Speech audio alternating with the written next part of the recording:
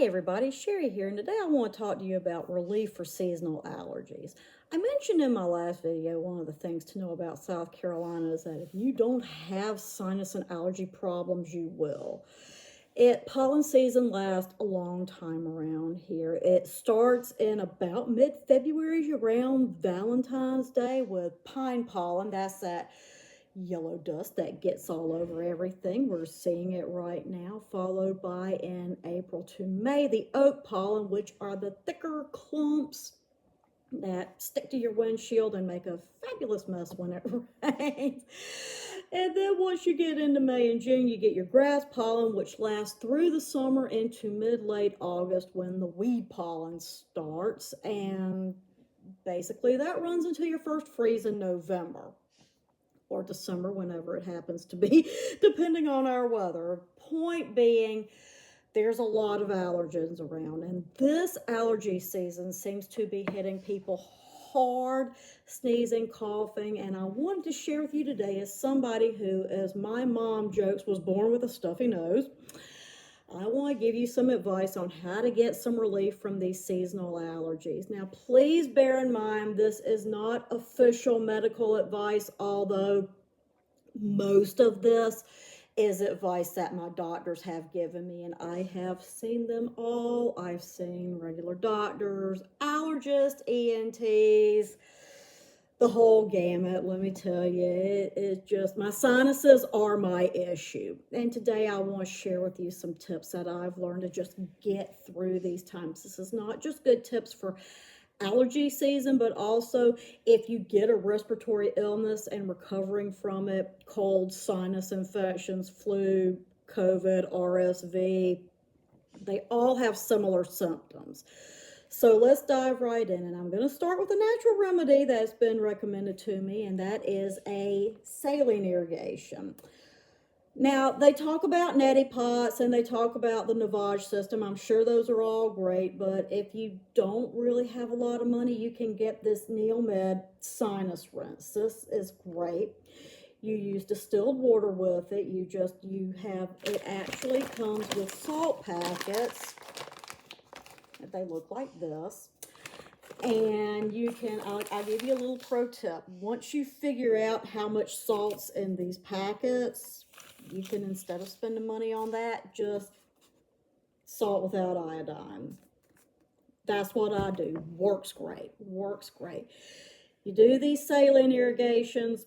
They say once a day, but one of my doctors told me if you're having a lot of issues, if you're having a lot of congestion, sneezing, things like that, you can do it twice a day. So usually I do it at night after I do a workout and take my shower. Pro tip, your nose will probably drip and you will want to do this over a sink. It's a little bit nasty because what this does is it not only clears out the excess mucus, but it signals to your body, hey, enough, stop producing it, and it thins it out. So it not only gets the excess out, but it thins it out too. It's a good natural remedy. Works like a charm, like I said. I've been doing it twice a day here lately. I do it at night after my workout, before bed, and then I'll do it again in the mornings, right around breakfast time when I get up. And then what you want to do is, if you're really having issues, follow up about 20 minutes after you do a saline irrigation, get some Flonase. Now, I'm the generic queen, so of course you could get Flonase. About 20 minutes after you do the saline irrigation, this is good stuff. They recommend it. Doctors recommend it for a reason. It's over the counter, and this really just helps kind of with those nasal and seasonal allergies. So that's a good thing to try. Now, next tip that I have is medication. And if your congestion is in your face, you've got 4 sinuses in your head. If it's in your face, if you're feeling that pressure, sneezing, things like that, headache, you'll want to try an antihistamine. Now, this is generic Claritin. I love Claritin. My husband loves Allegra. There's also Zyrtec. Those are the 3 top ones that most doctors recommend. Claritin works best for me. Allegra works best for my husband.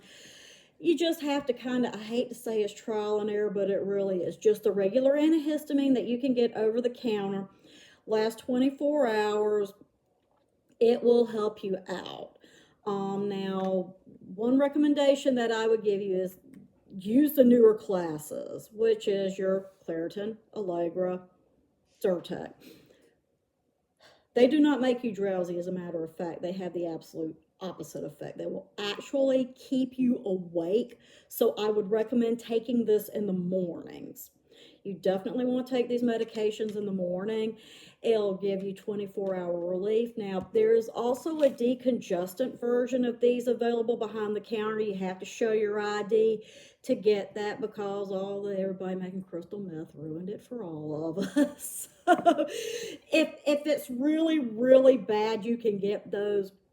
They're not recommended for daily use. And as a matter of fact, I do keep some Claritin D on hand, but I usually only use it on days when my sinuses are just really, really bad, or like if I'm sick and it's just like day 3, day 4 when my symptoms are peaking out and I'm absolutely miserable. So that's another tip that you can take. If your congestion is in your throat, if you're coughing, if you're having a lot of issues with coughing and just all of that, Mucinex, this is a miracle. This is a miracle. This is the expectorant version. You can also, there's a blue bottle. You can get that one too. Either one, it will help thin out that mucus and really just give you some relief from that stuff in your throat. So I would just say, do not take this and the Claritin D, Allegra D. Don't take this with a decongestant. That's over medicating yourself. You can take the regular antihistamine with this and it will be fine. But this will get the ick out of your head. This will get the ick out of your throat and chest. And like I said, either blue or green. All Costco had was the green that day that we went, so I just went for it.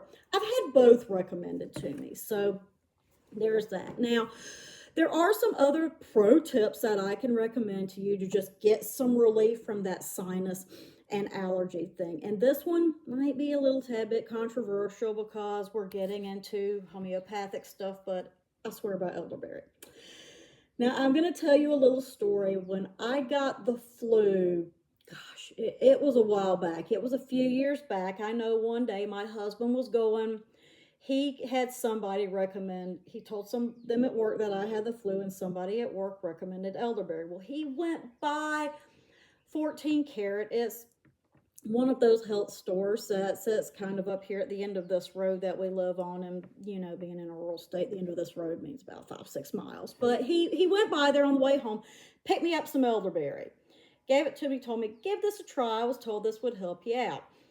Well, I took it. And I tell you, I felt better within 2 days. And I thought, well, you know, I was kind of around day 3 or 4 with the flu then, so I really didn't know if it was just natural progression or what. But in the years since then, I have taken this when I started feeling sick. It really does boost your immune system. I know there's no studies out there, and here I am, the sci-fi writer, and I'm all about that. It works for me.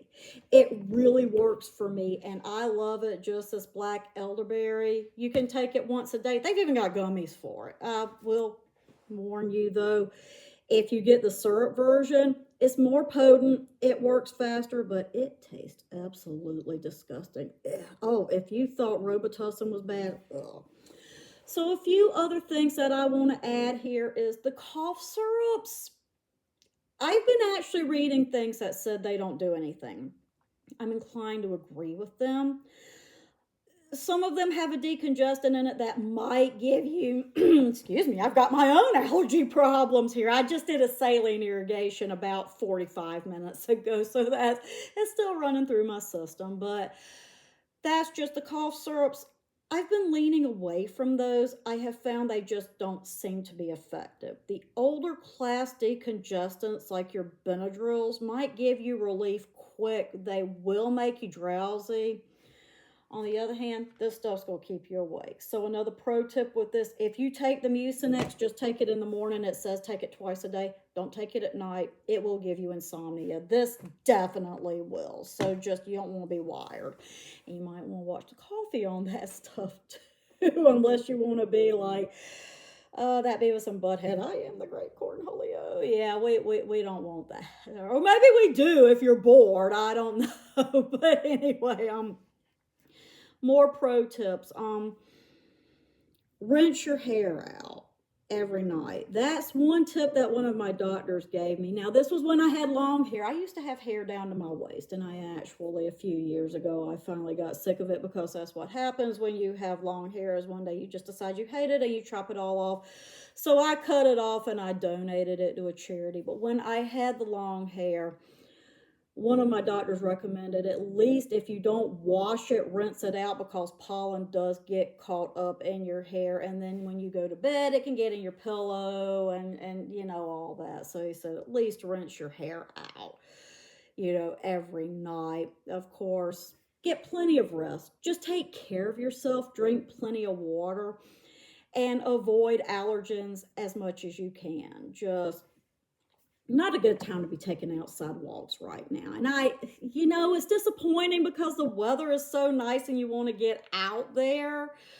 But I have to do my workouts inside, and my outdoor walks, I just have to go to the leisure center, you know, if I have a chance to do that. Of course, change the air filters in your home. Just make sure you keep those clean. In your car, put your air on recycle, the little thing that shows it recirculating.